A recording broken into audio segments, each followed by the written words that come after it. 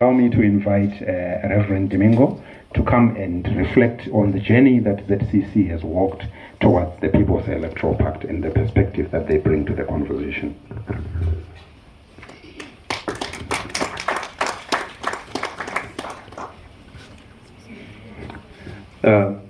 Thank you. Thank you very much.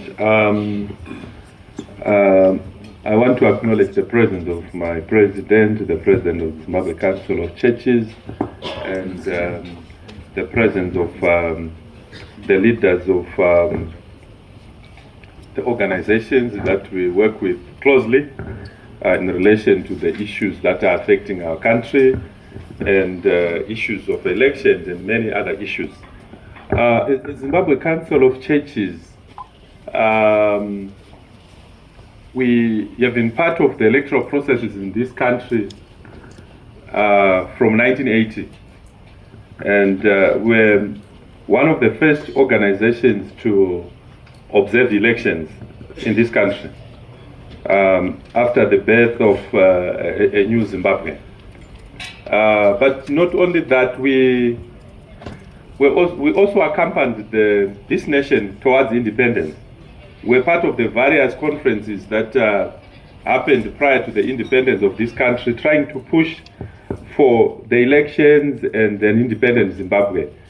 So the then president of Zimbabwe Council of Churches accompanied the nationalists to the Lancaster House Conference, trying to push for the end to the war and having an election that we ended up having, which brought independence to this country. So as Zimbabwe Council of Churches, we have been part of this process for a very long time. The question of elections in our region and in this country is something that all of us we have heard a lot about it, and it's something that we don't, at times we are fed up of hearing about elections because of what happened with elections. In 2019, the Zimbabwe Council of Churches came up with a position paper where they were saying, where they were calling for a Sabbath call. And a Sabbath to the election, say, let's stop election and reflect, because we had sat down and said, is this the kind of election we want? Is the outcome, is the environment conducive to produce for the seeds of a free and fair election to germinate in this country? And we realized that we were far away from that. And we came up with various documents and interventions that we had towards making sure that we have a better election in this country. The Electoral Pact, the signing of peace agreements between political parties towards the elections, because we came up also with an electoral strategy that we called I Pray, I Vote campaign, trying to make sure that people pray about the elections, but also continue to participate in the voting processes in our country. So briefly, I'm going to look at just giving an overview of our view as Zimbabwe Council of Churches on the issue of elections. We realize that elections are very important. It's a human rights issue. So for us as a church, wherever there is a human rights issue, you find us there. Because our basis is John 10 verse 10, which says, I came that you may have life and have it in abundance. So our departure point is whatever happens, we look at it and ask ourselves, is it life affirming? Is it giving life to the people? If it is not, then we try to.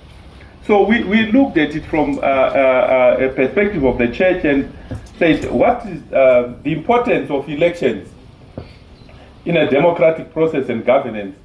One of the things that we noticed that it brings legitimacy. Elections provide legitimacy.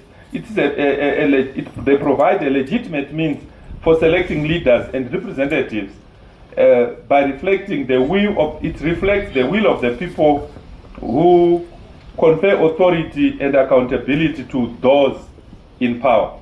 So we realize that elections are very critical and very important. And on the other aspect is on representation. They ensure that diverse voices and interests within a society are represented in government, allowing for more inclusive and responsive decision-making processes. The third one is accountability.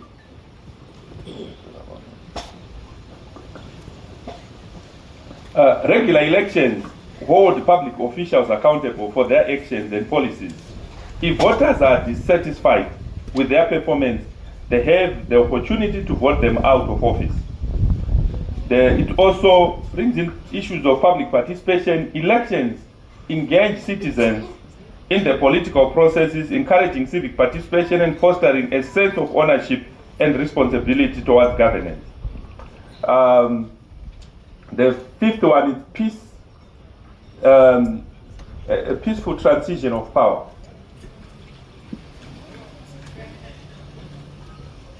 Elections provide a structured and peaceful mechanism for changing leadership, reducing the likelihood of conflict or violent upheavals over power. The sixth one is policy direction. Through elections, voters can influence the direction of public policies and priorities, shaping how resources are allocated and which issues are discussed. The last one is on checks and balances. Elections contribute to a system of checks and balances by ensuring that different branches and levels of government are accountable to the electorate, which helps prevent the abuse of power. So these are some of the issues that we noticed as a church and say elections remains one of the most important democratic processes of choosing leaders. Even though we had called for a Sadc in 2019, we still believe in elections and we are still pushing for free and fair elections. Looking at the elections in the Sadc region, I'll just give an overview. One of the issues that we have noted is the historical context, the colonial legacy of elections in the Sadc region. Most of our countries are former colonies of various colonizers, and as Sadc countries, we have transitioned from colonial rule to independence during the mid of the 20th century, and this impacts also our electoral systems, because some of them we just inherited the oppressive way of doing elections that was handed over to us by the former colonizers. The democratization of liberation movement post-independence, therefore, has been a gradual shift towards democratization with varying successes across the region. We have noticed that there's been that transition. Recently in our country, we had a conference, there was a conference in Victoria Falls of liberation movement. Those are some of the areas where we really need to reflect on what it means when liberation movements come together and say, where do we want to go? What kind of electoral processes do we get out of such conversations and such solidarity and comradeship? The recent trends, increased focus on democratic reforms and the adoption of new constitutions in some countries, alongside ongoing challenges in the electoral reforms, we see that there is that adoption of new constitutions, and which to some extent has managed to speak to the problems that we face in the Sadc region in light of the electoral processes. But also we have diverse electoral systems. In some countries like Zimbabwe, there is the harmonized elections. You go to other countries like South Africa, you realize that they've got a different setup of elections. And when you look at it, all those different ways, the diverse systems of having elections present their unique challenges. And as a Sadc region, we also need to converse around that. What kind of electoral system is best practice? What kind of electoral system that can help to bring the results that we want? We need the harmonized elections. Do we have to separate the election of the president from the other electoral processes of the MPs and councillors? The next one is the electoral management bodies. in trying to deal with the issues of elections, many countries have come up with, they've established national electoral commissions or similar bodies responsible for overseeing elections. And this has also created their own challenges, but we have seen them coming up. The presence of multiple political parties, with some countries experiencing dominant party system or significant political fragmentation, are some of the challenges that we are seeing. Another challenge that we see is the varying levels of electoral maturity. I've got a caption here of Zimbabwe and South Africa. After the elections in Zimbabwe, the headlines were like Zimbabwe torn by accusations of electoral fraud, opposition civil groups say violence, delays, intimidation, mad vote.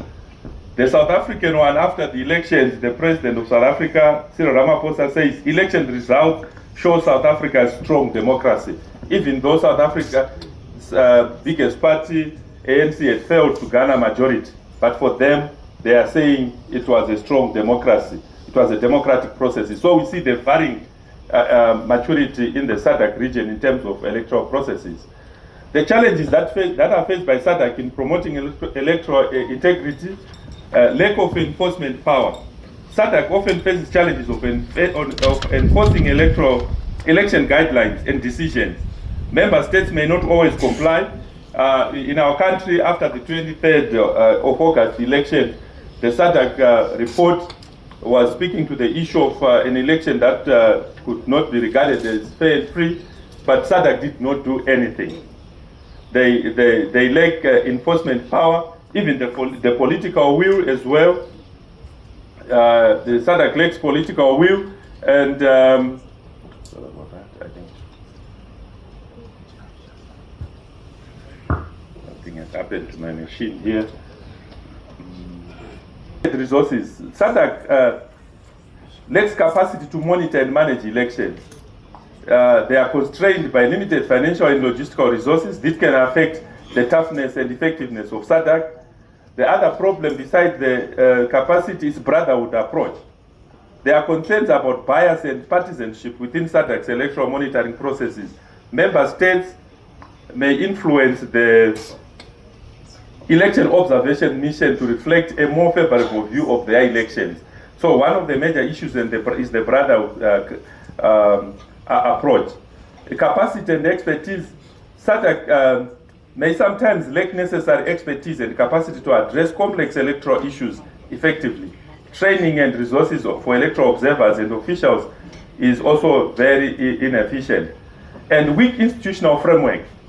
The institutional framework within Sadc for ending electoral disputes and complaints is very weak, leading to delays and inefficiencies in addressing electoral issues. The other problem is as we move towards an electoral integrity in Sadc, there's need to strengthen and promote regional electoral standards, and also develop clear enforcement mechanism. What does Sadc do? They came up with a report, and it was just a report, which could not be enforced. So there's need to develop a clear enforcement mechanisms, and also to conduct objective and principled electoral monitoring processes, and also to promote electoral management capacity building among the member states, and to encourage regional collaboration on electoral issues. When it comes to election, there's these issues of we can't come if you are not invited, we'll only come when there's war. But when you really see that there's a problem that needs people to come together. Support conflict prevention and resolution mechanisms. That's one of the areas. And lastly, as I wind up, the vision for an ideal Sadc election, there are key characteristics. One, they must be transparent, there must be transparency, they must be inclusive, they must be free, and they should be fair. Thank you.